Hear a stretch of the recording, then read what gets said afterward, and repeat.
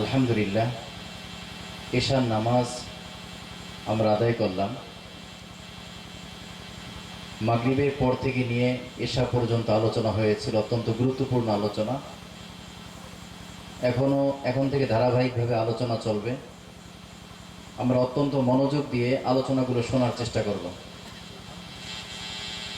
আজকে মাইকের আওয়াজ আমাদের সেটিংয়ে একটু ভুল হওয়ার কারণে দূরে আওয়াজ যাচ্ছে না।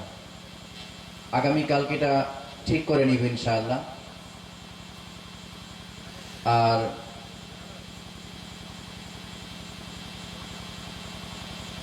এখানে দেখি সামনে দুইটা ফ্যানের ব্যবস্থা করতে পারি কিনা, সামনে একটু সহজ হবে। প্যান্ডেলের মধ্যেই দুইটা বা তিনটে ব্যবস্থা করবো ইনশাআল্লাহ। অল্প অল্প হলেও একটু সহজ হবে ইনশাআল্লাহ। দূরে আওয়াজ না যাওয়ার কারণে আজকে যে মাহফিল অনেকের নলেজে নাই। আমাদের এত কম লোক কখনো এরকম হয়নি, হয়ে যাবে ইনশাআল্লাহ। আগামীকালকেও ইনশাআল্লাহ হযরত মাওলানা মুফতি জাহিদ বিন সিরাজ তিনি আসবেন। অনেক বছর আগে আসছিলেন, আপনারা খুব মনোযোগ দিয়ে বয়ান শুনেছিলেন। এরপরে আগামীকালকে হযরত মাওলানা মুফতি হেদায়েতুল্লাহ ফয়জি সাহেব তিনিও আসবেন। হযরত মাওলানা মাহমুদুল হোসাইন ওলিউল্লাহ সাহেব এমপি সাহেব হুজুরও ইনশাআল্লাহ কালকে আসবেন। তো সবাই অবশ্যই আসবেন এবং অন্যদেরকে দাওয়াত দিবেন, এটা অগ্রিম বলে রাখলাম।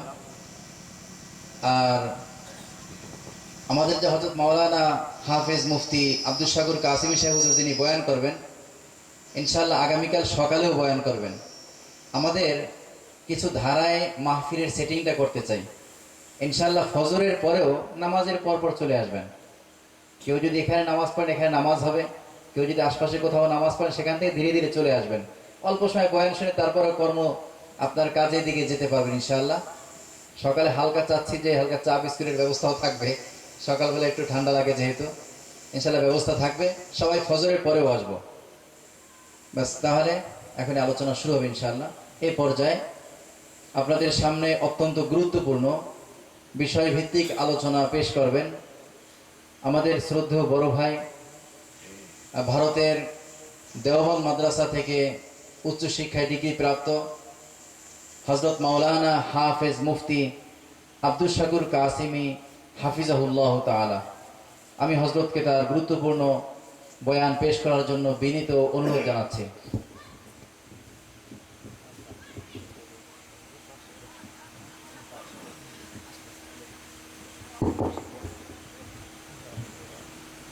আসসালামু আলাইকুম ওয়া রাহমাতুল্লাহি ওয়া বারাকাতুহু।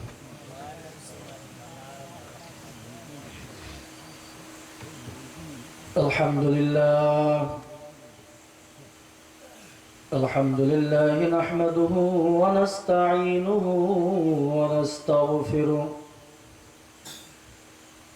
ওয়া নাউযু বিল্লাহি মিন শুরুরি আনফুসিনা ومن سيئات أعمالنا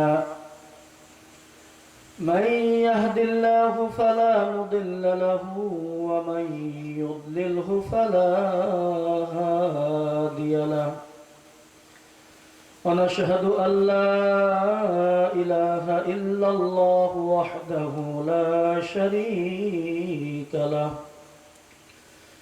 ونشهد أن سيدنا ومولانا محمدا عبده ورسوله أما بعد فأعوذ بالله من الشيطان الرجيم بسم الله الرحمن الرحيم وسارعوا إلى مغفرة من ربكم وجنة عرضها السماوات والأرض أعدت للمتقين وعن أبي هريرة رضي الله تعالى عنه أن رسول الله صلى الله عليه وسلم قال بادروا بالأعمال فتنا كقطع الليل المظلم يصبح الرجل مؤمنا ويمسي كافرا أو يمسي مؤمنا ويصبح كافرا يبيع دينه بعرض الدنيا أو كما قال النبي صلى الله عليه وسلم. وقال تعالى إن الله وملائكته يصلون على النبي يا أيها الذين آمنوا صلوا عليه وسلموا تسليما. اللهم صل على محمد وعلى آل محمد كما صليت على إبراهيم وعلى آل إبراهيم إنك حميد مجيد. اللهم بارك على محمد وعلى آل محمد كما باركت على إبراهيم وعلى آل إبراهيم إنك حميد مجيد.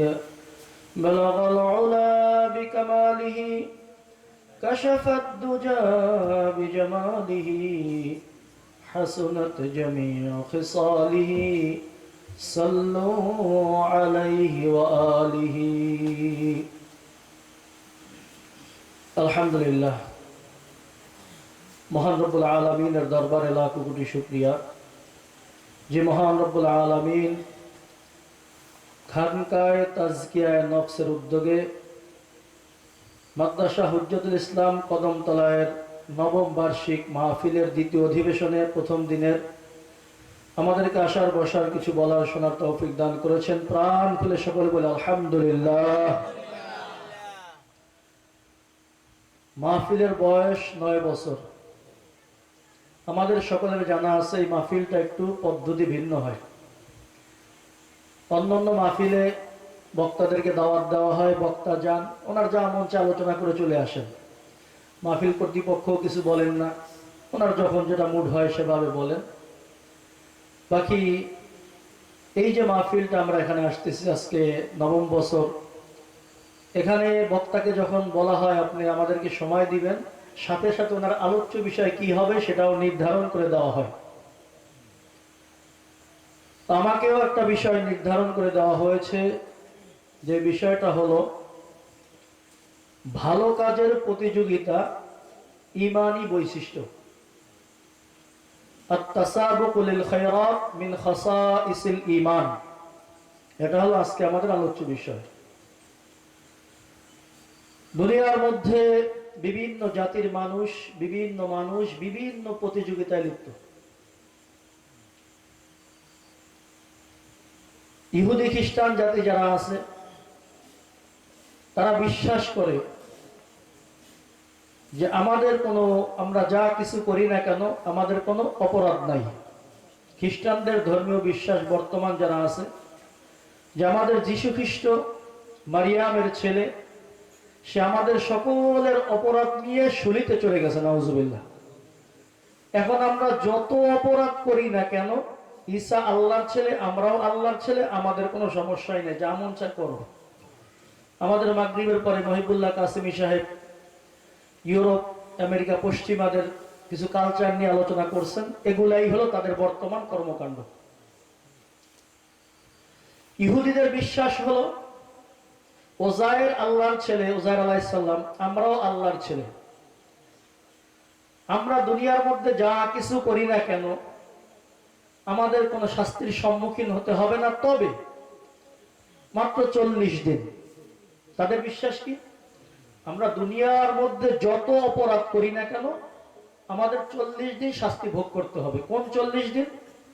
হযরত মূসা আলাইহিস সালাতু ওয়াস সালাম তাওরাত কিতাব আনার জন্য যখন তুর পাহাড়ে গিয়েছিলেন, সামিরি নামক এক ব্যক্তি একটি গরুর বাছুর তৈরি করেছিল স্বর্ণালঙ্কার দিয়ে।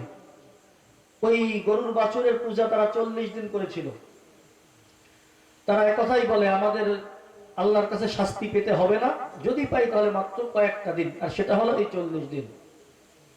আল্লাহ কোরআনে বলেছেন, আলাম তারা ইলাল্লাযীনা উতু নাসীবাম মিনাল কিতাব ইউদআউনা ইলা কিতাবিল্লাহি লিয়াহকুমা বাইনাহুম থুম্মা ইয়াতাওয়াল্লা ফারীকুম মিনহুম ওয়া হুম মু'রিদুন যালিকা বিআন্নাহুম ক্বালু লান তামাসসানান নার ইল্লা আইয়ামান মা'দুদাত। তাদের বিশ্বাস, তারা বলে, তাদেরকে যখন কোরআনের দিকে আহ্বান করা হয়, আসো শেষ নবীর আনিত ধর্মকে মানো, এই কোরআন অনুযায়ী ফয়সালা তোমাদের মাঝে করা হবে, এটাকে স্বীকার করো, তারা মুখ ফিরিয়ে নেয়। কারণ কি? যালিকা বিআন্নাহুম, কারণ তাহারা ক্বালু বলে, লান তামাসসানান নার, তাদেরকে জাহান্নামের আগুন স্পর্শ করবেই না, ইল্লা আইয়ামান মা'দুদাত, হ্যাঁ মাত্র কয়েকদিন, অর্থাৎ 40 দিন। নাউজুবিল্লাহ। যদি আপনাকে আমাকে বাংলাদেশ সরকারের পক্ষ থেকে এই সুযোগ দিয়ে দেওয়া হয় যে অমুক তোমাকে স্বাধীনতা দেওয়া হয়েছে, তোমার যা মন চায় তুমি করো, তোমাকে কোনো শাস্তির সম্মুখীন হতে হবে না, তাহলে এই লোকটার থেকে দুনিয়ার মধ্যে খারাপ আর কেউ হবে নাকি? যদি জনাব তারেক জিয়া দিয়ে দেয়, পাওয়ার দিয়ে দেয়, আমাকেই বলল আব্দুল শাকুর তোমাকে পাওয়ার দেওয়া হলো, তোমার যা মন চায় করো, তোমার শাস্তি দেওয়ার মতো আর কেউ নাই, তাহলে আমি এই মোটামুটি পাগড়িটা কিছু টুব্বা যা আছে থাকবে আমার পরনে, মোটামুটি যা মন চায় নাইমা যাবো না? তো ইহুদিদের বিশ্বাস হলো আমরা জাহান্নামে যাবই না, যদিও যাই তাহলে ওই যে 40 দিন গোবৎসের ইবাদত করেছিলাম, পূজা করেছিলাম, ওই 40 দিন। নাউজুবিল্লাহ।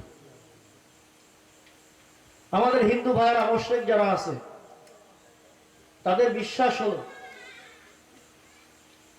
মানুষ দুনিয়ার মধ্যে থাকে, মারা যাবে, আবার তাদের পুনর্জন্ম হবে, তারা পুনর্জন্মে বিশ্বাস করে। যদি আমি ভালো কাজ করি তাহলে দ্বিতীয়বার আবার যখন জন্ম হবে আবার মানুষ হিসাবে জন্ম হবে, আর যদি আমি এখন অপরাধ করি, খারাপ কাজ করি, তাহলে কুকুর শুয়োর এইভাবে আমার জন্ম হবে। নাউজুবিল্লাহ। তো তাদের বিশ্বাস হলো যা কিছু করি সমস্যা কি, ভালো করলে আবার মানুষ হিসাবে জন্ম হবে, আর যদি অপরাধ খারাপ কাজ করি তাহলে কুকুর শুয়ার হবে অবস্থায় জন্ম হবে। তো তাদেরও সার্টিফিকেট হয়ে গেল, যেমন চাই করো, যেমন চাই। তাদেরও সার্টিফিকেট কি হয়ে গেল? যেমন চাই করো। যার ফলাফলে তাদের কোনো কর্মকাণ্ডে কোনো লাগাম নেই, লাগাম ছাড়া যা মন চায় তাই করতেছে। ইহুদি খ্রিস্টান সব ঐক্যমত হয়ে গেছে, মারো যাকে মন চায় মারো, হত্যা করো যাকে মন চায় হত্যা করো, যেভাবে মন চায় করতে থাকো, কে অপরাধী কে অপরাধী না দেখার দরকার নাই। মুসলমানেরা নিজেদেরকে ভালো বলে পরিচয় দেয়, ওদেরকেই শেষ করো, কোনো ভালোই রাখা দরকার নাই। নাউজুবিল্লাহ। যার কারণে তারা তাদের কর্মকাণ্ডের কোনো লাগাম নাই, লাগাম ছাড়া কাজ বাজ করতেছে। একমাত্র মুসলিম জাতি আমরা বিশ্বাস করি আমার প্রত্যেকটা আমল, প্রত্যেকটা কাজের হিসাব আল্লাহর কাছে দিতে হবে, ভালো হোক অথবা মন্দ হোক। এটা আপনি আমি বিশ্বাস করি, কিন্তু তিক্ত সত্য হলেও এটাই বাস্তব। বর্তমান আপনি আমি যারা মুসলমান আছি, আপনার আমার কাজ বাজ কর্মকাণ্ড দেখলে মনে হয় মুসলমানেরাও এমন এক প্রতিযোগিতায় লিপ্ত হয়ে গিয়েছি যে কে কার আগে জাহান্নামে যাব, এমন এক প্রতিযোগিতায় আপনি আমি লিপ্ত। নাউজুবিল্লাহ বলি। কোথায় কোরআন, কোরআন রাসূলের সুন্নাহ, কোথায় শরীয়তের বিধান? আমাদের অবস্থা দেখলে মনে হয় আমি পরোয়াই করি না, যার কারণে আপনার আমার বিভিন্ন কাজ কারবার, চলাফেরা, ওঠা বসায় ওই সমস্ত বি জাতি যারা আছে তাদের থেকেও অনেক গুণ খারাপ হয়ে গেছে। কথা বোঝেন নাই মনে হয়। তো আপনি আমি এই গুনার কাজের প্রতিযোগিতায় লিপ্ত হয়ে গেছে। আল্লাহ রাসূল বলেন, মানুষ আস্তে আস্তে বৃদ্ধ হয়, আপনি আমি আস্তে আস্তে বয়স হচ্ছে। ইয়াহরুমুল রাজুল ওয়া ইয়াশিবু মিনহু ইসলাম, কিন্তু মানুষের মধ্যে দুটি জিনিস যুবক হইতে থাকে, আল হিরসু আলাল মাল ওয়াল হিরসু আলাল উমর। অধিক সম্পদ উপার্জনের লোভ লালসা মানুষের বয়সের সাথে সাথে বেড়ে যায় এবং আরো বেশি দিন বাঁচতে চায়। এটা মানুষের ফিতরি একটা জিনিস, স্বভাবগত একটা বিষয়। সম্পদ উপার্জন করা কোনো দোষণীয় না। দীর্ঘ হায়াত আল্লাহর কাছে কামনা করা দোষণীয় না। যদি ওই দীর্ঘ হায়াতটাকে আল্লাহর দেওয়া বিধান অনুযায়ী কাজে লাগানো যায়, তাহলে এটা আমার জন্য কল্যাণকর। সম্পদ উপার্জন করতে আল্লাহ রসুল আপনাকে আমাকে বলেছেন, উৎসাহ দিয়েছেন। সম্পদটা যদি আল্লাহর দেখানো পন্থায়, আল্লাহ রসুলের দেখানো পন্থায় উপার্জন হয় এবং সেভাবে ব্যয় হয়, তাহলে এটাও কোনো দোষণীয় না। কিন্তু আপনার আমার অবস্থা কি? সম্পদ অর্জনের পিছে লেগে আমি আমার দিন, আমার শরীয়ত সব ছেড়ে দিতেছি। নাউজুবিল্লাহ। আমি দোকানদার, সকালে দোকানটা খুললাম, এই দোকানটা বন্ধ করে জোহরের নামাজে যাওয়ার সুযোগ আমার হয় না, আসরের নামাজে যাওয়ার সুযোগ হয় না।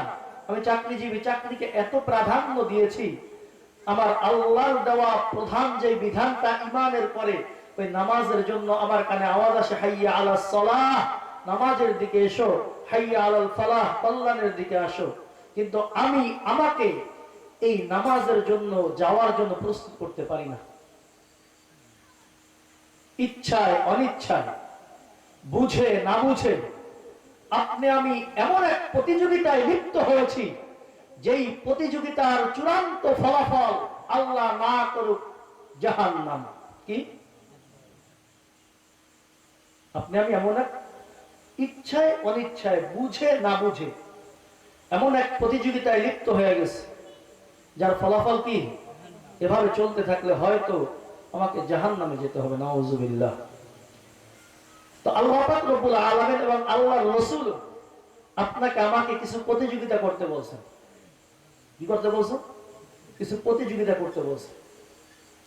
যেই প্রতিযোগিতাগুলি প্রশংসনীয় এবং ওই প্রতিযোগিতার যে প্রতিযোগী হবে, তারা যদি ওই প্রতিযোগিতায় চেষ্টা করে যায়, যার ফলাফল হবে অতি উত্তম জান্নাত। বলেন সুবহানাল্লাহ।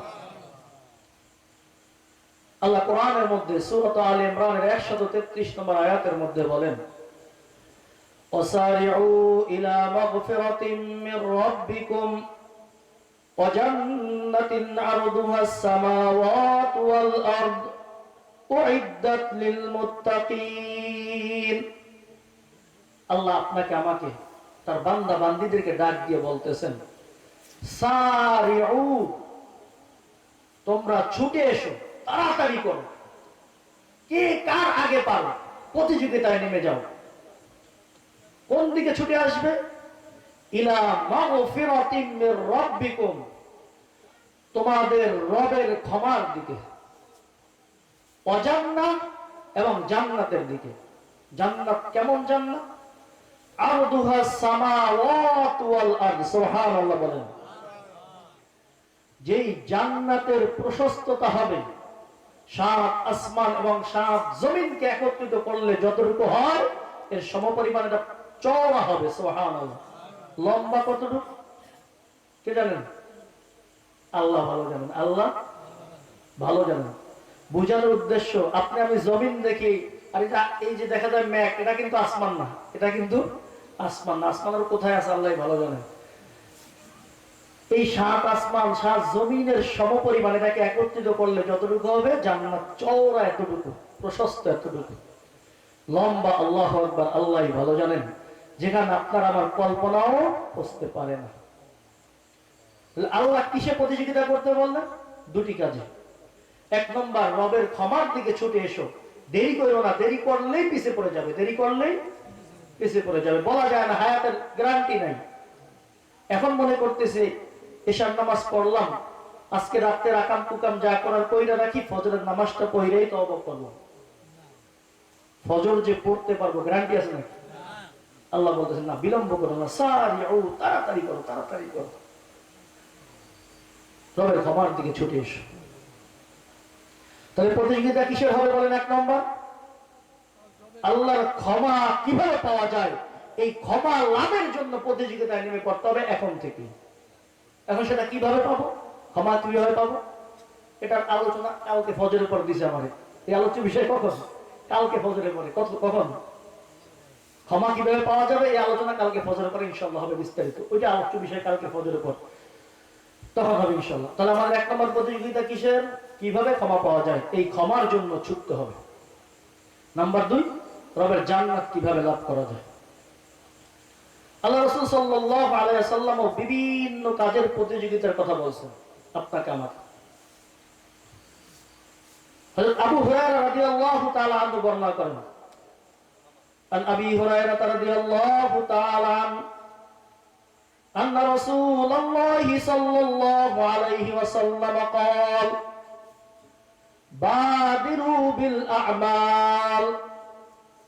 হযরত আবু হুরায়রা রাদিয়াল্লাহু তাআলা আনহু বর্ণনা করেন, আল্লাহ রাসূল সাল্লাল্লাহু আলাইহি ওয়াসাল্লাম ইরশাদ করেন, বাদিরু বিল আ'মাল, তোমরা নেক কাজের প্রতিযোগিতা শুরু করে দাও, তাড়াতাড়ি করো, বাদিরু ছুটে আসো, একটু দেরি করো না। ফিতানান কাকিতাইল লাইলিল মুযলিম, গভীর অন্ধকার রাত, কালো ঘুটঘুটে অন্ধকার, এই কালো অন্ধকার রাতে টুকরার ন্যায় ফিতনা ছড়িয়ে পড়ার আগে আমল করে রাখো। কারণ এমন এক মুহূর্ত আসতেছে তোমাদের সামনে, ইউসবিহুর রাজুলু মুমিনান ওয়া ইউমসি কাফিরান, মানুষের অবস্থা এমন হবে, মানুষ সকালবেলা মুমিন থাকবে, সন্ধ্যাটা এমন হবে সে কাফের হয়ে যাবে, নাউজুবিল্লাহ। আও ইউমসি কাফিরান ওয়া ইউসবিহু মুমিনান, আও ইউমসি মুমিনান ওয়া ইউসবিহু কাফিরান, সন্ধ্যার সময় মানুষের বৈশিষ্ট্য এমন হবে সে মুমিন আছে, কিন্তু সকালটা এমন হবে সকালে সে কাফের হয়ে যাবে, নাউজুবিল্লাহ। এমন এক কঠিন মুহূর্তের সম্মুখীন তোমরা হতে পারো। এই কঠিন মুহূর্তের সম্মুখীন হওয়ার আগে আমল কইরা রাখো। এখন তোমার বুঝ আছে আমল করা দরকার, এখন বুঝ আছে নামাজ পড়া দরকার, এখন বুঝ আছে পর্দা করা দরকার, এখন তোমার বোধ শক্তি আছে হালাল খাওয়া দরকার, হারাম থেকে বাঁচা দরকার। এই বুঝ যতদিন আছে আগে আগে আমল কইরা রাখো। কারণ হতে পারে তুমি এমন এক ফিতনায় জড়িয়ে পড়বে যখন তোমার অবস্থা হবে সকালে তুমি মুমিন কিন্তু সন্ধ্যায় কাফের। কিভাবে এটা? হাদিসের মধ্যে বিভিন্ন ভাবে আসছে। কোন চোর যখন চুরি করে, কোন চোর তখন তার ঈমান থাকে না, কি থাকে না? বোঝেন নাই মনে হয়। চোর যখন চুরি করে যতটুকু সময় সে চুরির কাজে থাকে তার ঈমানটা তার থেকে বের হয়ে যায়। তো ঈমান যদি বের হয়ে যায় কি হয়ে গেল? কোন জিনাকার যদি জিনা করে, নাউজুবিল্লাহ, হালাল পন্থায় আল্লাহ পাক রব্বুল আলামিন নিজের চরিত্রকে যেভাবে হেফাজত করতে বলছেন, এটা না করে কোন জিনাকার যদি জিনা করে, যত সময় সে জিনার কাজে লিপ্ত থাকে তার মধ্যে ঈমান থাকে না, নাউজুবিল্লাহ। তাহলে ওই বিভিন্ন গুনার কাজে যখন বান্দা লিপ্ত হয় তার থেকে ঈমানটা দূরে সরে যায়। কারণ নেশাখোর যত সময় পর্যন্ত মদ পানে নেশাগ্রস্ত থাকে তার মধ্যে ঈমান থাকে না, এই অবস্থা মারা গেলে ডাইরেক্ট জাহান্নামে চলে যাবে, নাউজুবিল্লাহ। তাহলে এই সমস্ত অবস্থা কম বেশি চলতেছে কিনা? চলতেছে না আমাদের মধ্যে? তো রাসূল বলছেন এই যে মুহূর্তের সম্মুখীন তোমরা হতে যাচ্ছ, সাহাবাদেরকে বলতেছেন, সাহাবাদেরকে, তাদেরকে কত বছর আগের কথা? 1400 বছর আগের কথা। আর এখন তো আমরা সেগুলি সচক্ষে দেখতেছি। তো রাসূল বলেন বাদিরু বিল আমাল, আগে আগে আমল করে রাখো। ইয়াবিউ দীনাহু বিআরাদিন মিনাদ দুনিয়া, মানুষের অবস্থা এমন হবে তারা দুনিয়ার পার্থিব কিছু পাওয়ার লোভে তার দিনকে বিক্রি করে দেবে। হুজুর আমি তো দিনকে বিক্রি করি না, আমি তো মুমিন মুসলমান, দুনিয়ার সামান্য মাল উপার্জন করার জন্য, একটু টাকা পয়সা উপার্জন করার জন্য আমি নামাজকে বাদ দিয়ে দিলাম, তাহলে দিনকে বিক্রি করা হইল কিনা? আমি একটু সুবিধার জন্য রমজান মাসের ফরজ রোজাটা রাখলাম না, বাদ দিয়ে দিলাম, তাহলে দিনকে প্রাধান্য দেওয়া হইল নাকি দুনিয়াকে প্রাধান্য দেওয়া হলো? দুনিয়াকে প্রাধান্য দেওয়া হলো। রাসূল বলতেছেন এমন এক মুহূর্ত আসবে যখন দিনকে পিছে রেখে তারা দুনিয়াকে সামনে বাড়াই দিবে। নাউজুবিল্লাহ। এই মুহূর্ত আসার আগে আমল করে রাখো। তোমার মধ্যে এই অবস্থা আসার আগে তুমি আমল করে রাখো। বাদিউল আমাল। অন্য এক হাদিসের মধ্যে আল্লাহ রাসূল বলেন, ইগতানিম খামসান ক্বাবলা খামসিন। মানুষের 10টি অবস্থার মধ্য থেকে যে কোনো 5টি অবস্থায় মানুষ থাকেই থাকে। কয়টি অবস্থা বলেন? 10টি অবস্থা। এই 10 অবস্থার 5 অবস্থায় মানুষ থাকে।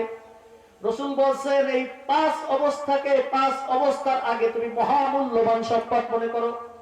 অর্থাৎ ওই 5 অবস্থায় যখন তুমি থাকো, অন্য 5 অবস্থা আসার পূর্বে এই 5টাকে তুমি গনিমত হিসেবে মহামূল্যবান সম্পদ হিসেবে কাজে লাগাই রাখো। নাম্বার 1, শাবাবাকা ক্বাবলা হারামিক। আজকে তুমি যুবক আছো, তোমার মধ্যে যৌবনতা আছে, তোমার মধ্যে খোদা প্রদত্ত দেওয়া শক্তি আছে। তুমি যেভাবে মন চায় সেভাবে ব্যয় করতে পারো। তুমি যদি মন চায় ফরজ নামাজের পরে আরো 10 রাকাত নফলও পড়তে পারো। তুমি যদি মন চায় ফরজ রোজার পরে একটু নফল রোজা রাখার শক্তি তোমার আছে। কিন্তু এমন এক মুহূর্ত আসবে তুমি বার্ধক্যে পতিত হবে। ওই সময় ওযু রাখাই তো তোমার জন্য মুশকিল, ফরজ নামাজ পড়াই তো কষ্ট। রুকু আল্লাহ রাসূল যেভাবে শিখাইছেন তুমি তখন সেভাবে করতে পারবা না। সেজদাটা করতে গেলে তোমার কোমর তোমার ডাকে সাড়া দিবে না। এখন তুমি যুবক, তোমার কথা তোমার শরীর শুনে তুমি শরীরকে যেভাবে মন চায় সেভাবে চালাইতে পারো। কিন্তু এমন এক মুহূর্ত আসবে যখন তুমি বার্ধক্যে পুষবে, তখন তোমার কথা মতো শরীর চলবে না, বরং শরীরের কথা মতো তোমাকে চলতে হবে। কথা ঠিক আছে কিনা? কথা ঠিক আছে? যুবক যেভাবে মন চায় এমন চলে। টিনের উপর উঠে লাফ দিছে, দাদারা যদি বলে দাদা একটু উঠে লাফ দেন, কি বলবে? বেটা কয়দিন বাঁচতেছে, আগে আগে মারিস না, আগে আগে লাফ দিবে। তাহলে তুমি যুবক আছো, তোমার মধ্যে শক্তি আছে, তুমি যেভাবে মন চায় তোমার শরীরকে তুমি সেভাবে চালাইতে পারো। তোমার কথা মতো আজকে তোমার শরীর চলতেছে। কিন্তু তুমি যদি আল্লাহ তোমাকে হায়াত দেয়, এমন এক মুহূর্ত পাবা যখন তুমি বার্ধক্যে পৌঁছবা।